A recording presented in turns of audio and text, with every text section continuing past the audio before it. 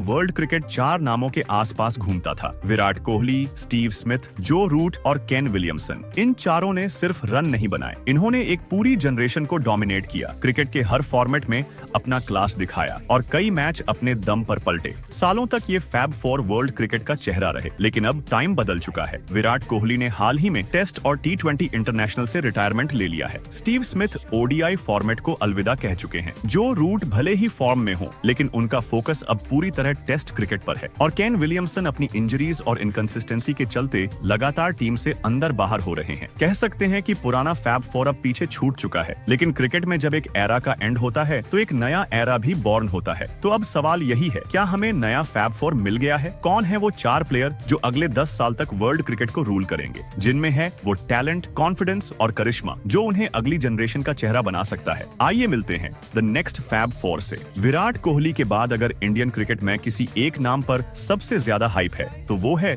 शुभमन गिल। कई लोग उन्हें कोहली का सक्सेसर कहते हैं, लेकिन गिल की अपनी एक अलग पहचान बन चुकी है। वो सिर्फ एक टैलेंटेड बैट्समैन नहीं, बल्कि एक ऐसा क्रिकेटर है जो टाइम से पहले मैच्योर हो गया है। उनकी बैटिंग में एक फ्लुएंसी है, एक स्टाइल है जो कभी सिर्फ फॉरेन प्लेयर्स में देखने को मिलती थी, और सबसे बड़ी बात, वो प्रेशर में और परफॉर्म करते हैं। गिल का इंटरनेशनल डेब्यू 2019 में हुआ, लेकिन असली आइडेंटिटी उन्हें 2020-21 की हिस्टोरिक बॉर्डर गावस्कर सीरीज में मिली, जब उन्होंने गाबा में 91 रन की शानदार इनिंग्स खेली। एक 21 साल का लड़का ऑस्ट्रेलिया की जमीन पर मिचेल स्टार्क और कमिंस को बैकफुट पर ले आया। उस इनिंग के बाद पूरे देश ने कहा, ये लड़का कुछ बड़ा करेगा। इसके बाद से शुभमन गिल ने पीछे मुड़कर नहीं देखा। ODI में तो उन्होंने कमाल ही कर दिया। न्यूजीलैंड के अगेंस्ट डबल सेंचुरी, पाकिस्तान और श्रीलंका के अगेंस्ट धमाकेदार फॉर्म। सिर्फ 55 मैचों में करीब 2800 रन और 59 का एवरेज। ये कोई नॉर्मल स्टैट्स नहीं है, ये नंबर एक फ्यूचर के गोट की कहानी सुना रहे हैं। T20 में भी उन्होंने खुद को प्रूव किया है। 2023 में न्यूजीलैंड के अगेंस्ट सिर्फ 63 बॉल्स में T20 इंटरनेशनल सेंचुरी लगा दी, और इसी के साथ वो तीनों फॉर्मेट में सेंचुरी मारने वाले इंडिया के सिलेक्टेड बैट्समैन में इंक्लूड हो गए। और जब बात टेस्ट क्रिकेट की आती है, गिल वहां भी पीछे नहीं। टेक्निक, टेम्परामेंट और टाइमिंग, उनकी हर इनिंग में ये तीनों चीजें साफ नजर आती हैं। उनकी क्लासिकल बैटिंग के पीछे एक मॉडर्न माइंडसेट है, लेकिन जो बात गिल को औरों से अलग बनाती है वो है लीडरशिप क्वालिटी।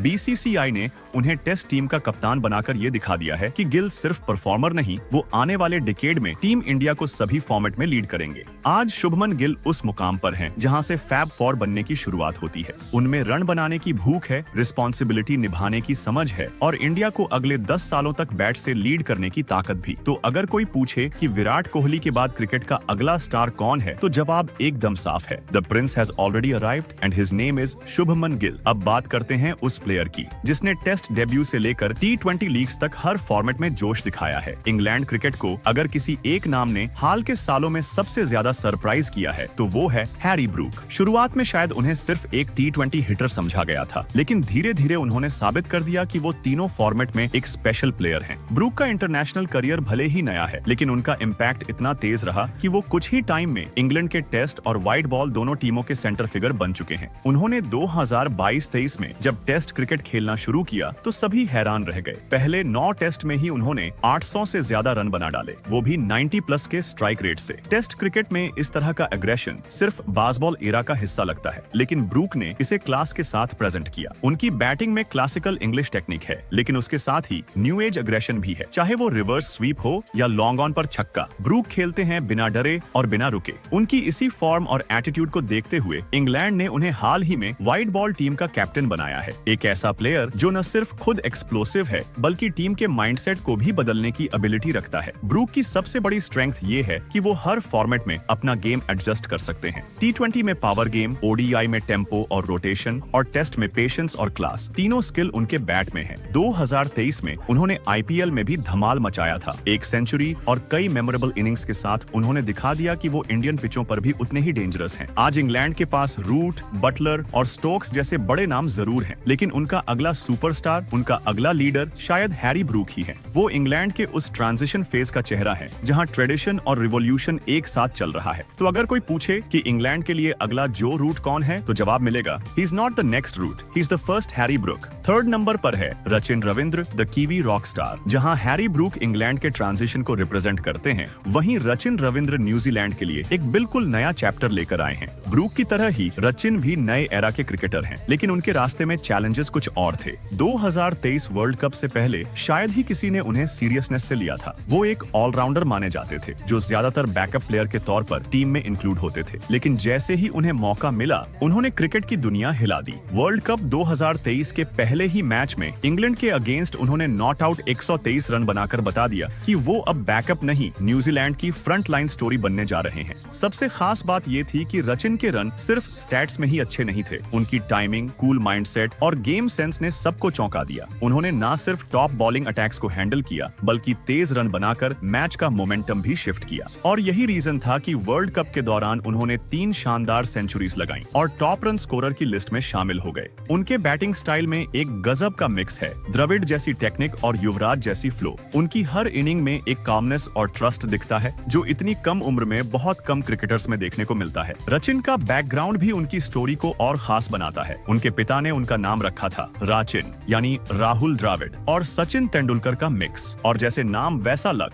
रचिन ने आज वाकई में वर्ल्ड क्रिकेट के फैंस को दिखा दिया कि वो उसी लेगेसी को आगे बढ़ा रहे हैं। न्यूजीलैंड जैसी टीम, जहां केन विलियमसन और रॉस टेलर जैसे स्टेबल नामों ने डेकेड्स तक टीम को बैलेंस दिया, अब वहां रचिन रविंद्र अगली जनरेशन के फेस बनकर इमर्ज हो रहे हैं। और सिर्फ ओडीआई नहीं, रचिन ने टेस्ट डेब्यू पर भी सेंचुरी लगाई और T20 में भी फ्लो में रन बनाए हैं। मतलब तीनों फॉर्मेट में रन, तीनों में कॉन्फिडेंस और हर फॉर्मेट में क्लास। अब न्यूजीलैंड की टीम जब नए कैप्टन और कोर के साथ आगे बढ़ेगी, तो रचिन उस बिल्डिंग ब्लॉक का सबसे बड़ा पीस होंगे। और जब लोग पूछेंगे कौन होगा कीवी टीम का अगला केन विलियमसन, तो आंसर मिलेगा, maybe not the next Kane, but definitely the first Rachin. Fab 4 के नंबर 4 है यशस्वी जायसवाल। जहां रचिन रविंद्र की स्टोरी स्किल और स्टेबिलिटी की है, वहीं यशस्वी जायसवाल की स्टोरी जुनून और जुनून से पार पाने की है। दोनों की एज लगभग बराबर है, लेकिन दोनों का सफर एकदम अलग, और यही यशस्वी को नेक्स्ट फैब 4 का सबसे इंस्पायरिंग चेहरा बनाता है। मुंबई की सड़कों पर पानी पूरी बेचना, टेंट में रहना और खाली पेट क्रिकेट खेलना, ये बातें आज फिल्मी लग सकती हैं, लेकिन यशस्वी की जिंदगी का ये सच्चा हिस्सा है। और शायद इसी स्ट्रगल ने उनमें वो फायर पैदा किया जो आज उन्हें दुनिया के सबसे फियरलेस बैट्समैन की गिनती में लाता है। टेस्ट डेब्यू में 171 रन बनाना कोई नॉर्मल बात नहीं, और वो भी वेस्ट इंडीज की फॉरेन कंडीशंस में।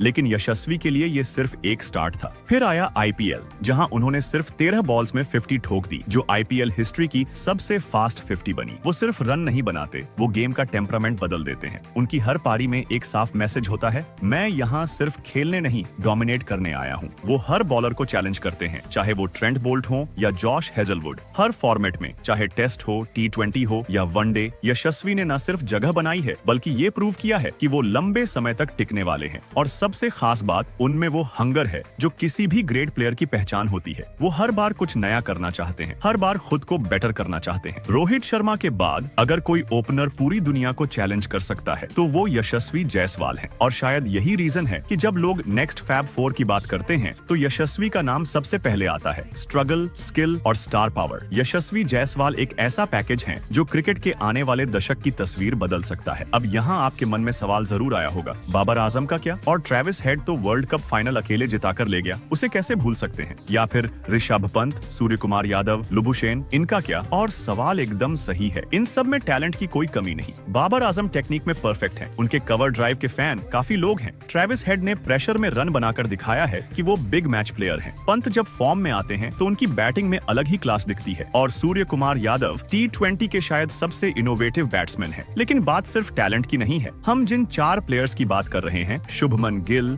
हैरी ब्रूक, रचिन रविंद्र और यशस्वी जायसवाल, उनमें वो 3 चीजें साफ दिखती हैं जो उन्हें नेक्स्ट फैब 4 बनाती है। Consistent performance across formats, big match temperament and future proof adaptability. इन चारों ने सिर्फ स्कोर नहीं बनाए, इन्होंने मैच टर्न अराउंड किए हैं, टीम को उठाया है, और सबसे जरूरी, एज के इस फेज में वो मैच्योरिटी दिखाई है जो लेजेंड्स में होती है। और हाँ, अब अगर बात इमर्जिंग स्टार्स की हो रही है, तो एक नाम और साइलेंटली तेजी से ऊपर चढ़ रहा है, कमिंदु मेंडिस। वो शायद अभी तक लाइमलाइट में नहीं आए, लेकिन जिस तरह से उन्होंने डोमेस्टिक और इंटरनेशनल दोनों लेवल पर परफॉर्म किया है, वो उन्हें भी आने वाले सालों में फैब 4 की रेस में इंक्लूड कर सकता है। तो जब हम इन सारे नामों को देखते हैं, Babar, Head, Pant, Sky, Labuschagne, तो समझ आता है कि टैलेंट बहुत है। लेकिन बात सिर्फ टैलेंट की नहीं है, सवाल ये है कि आने वाले सालों में कौन वो 4 प्लेयर प्लेयर होंगे जो क्रिकेट की वर्ल्ड को आगे ले जाएंगे, और लगता है हमें उनका जवाब मिल गया है। पुराने फैब फोर ने हमें काउंटलेस यादें दी। मेलबर्न की विराट की इनिंग्स, स्मिथ की टेस्ट क्लास, रूट का क्लासिकल बैटिंग और विलियमसन की कैप्टनसी। लेकिन वक्त बदलता है और अब फैब फोर 2.0 तैयार है। ये सिर्फ प्लेयर्स नहीं हैं, ये हैं आने वाले एरा के लीडर्स, ट्रेंडसेटर्स और शायद लेजेंड्स। अब बारी आपकी है। क्या आप इस लिस्ट से एग्री करते हैं या आपके फैब फोर कुछ और हैं? नीचे कमेंट में बताना मत भूलना। और हाँ, इस चैनल को सब्सक्राइब जरूर करना, क्योंकि अगला क्रिकेट डोज आने वाला है और वो आप मिस नहीं करना चाहेंगे।